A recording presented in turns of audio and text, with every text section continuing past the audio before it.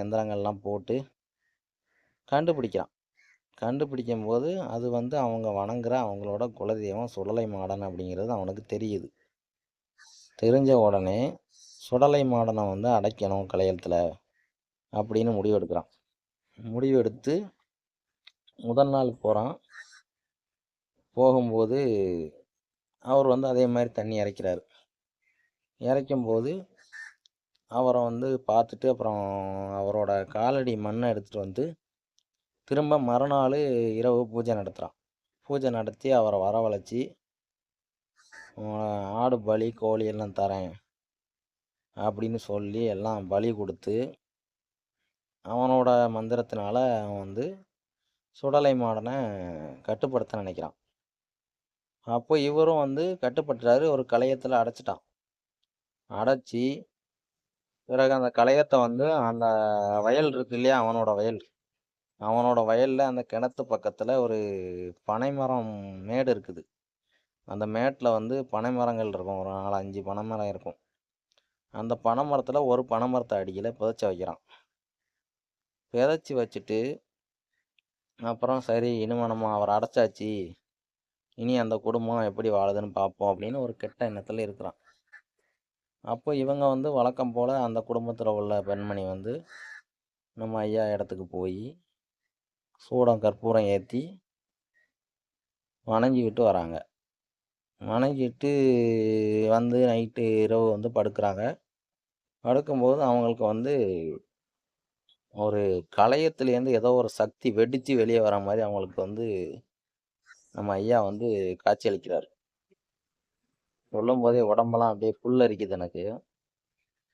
அப்படி இருக்கையில் அப்போ இவங்க வந்து பதறி முழிச்சு அப்புறம் தண்ணி குடிச்சிட்டு திரும்ப படுத்துட்டாங்க. திரும்ப மறுநாள் பொழுது விடியுது. அப்புறம் இவங்க வந்து வயலில் போய் பார்க்குறாங்க. வயலில் அப்பவும் வந்து நல்லா தண்ணி ஃபுல்லாக பாய்ச்சிருது.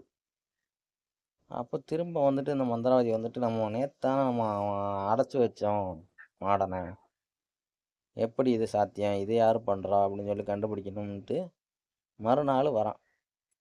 மறுநாள் வந்து பார்க்குறான். மறுநாள் இதே அவர் வெள்ளை சட்டை போட்டு தண்ணி பாய்ச்சிட்ருக்காரு. அவர் கலையத்தை உடச்சி வெளியே வந்துட்டார். வந்து தண்ணி பாய்ச்சிட்ருக்காரு. இவன் மறுபடியும் மீண்டும் அவரை வந்து அடைக்கணும் அப்படின்னு சொல்லிட்டு முயற்சி பண்ணுறேங்கிற பேரில் சொந்த பையனை கொன்று தலைப்புள்ளையை கொன்று தலையிலேருந்து மைய எடுத்துட்டு இவரை அடைக்கிறதுக்கு முயற்சி பண்ணுறான்.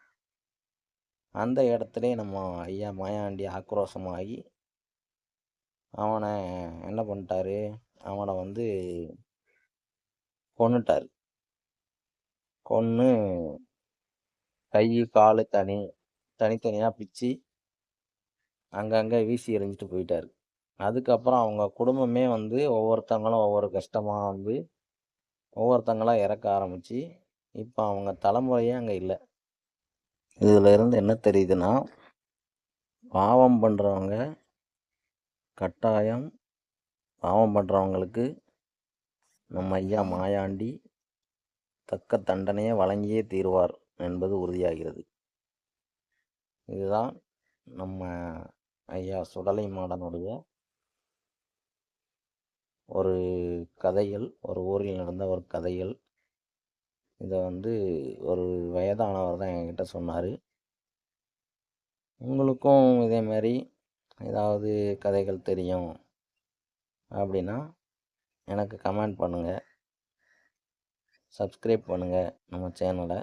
இது போல் இன்னும் பல கதைகள் இருக்குது, அதை நான் உங்களுக்கு சொல்கிறேன்.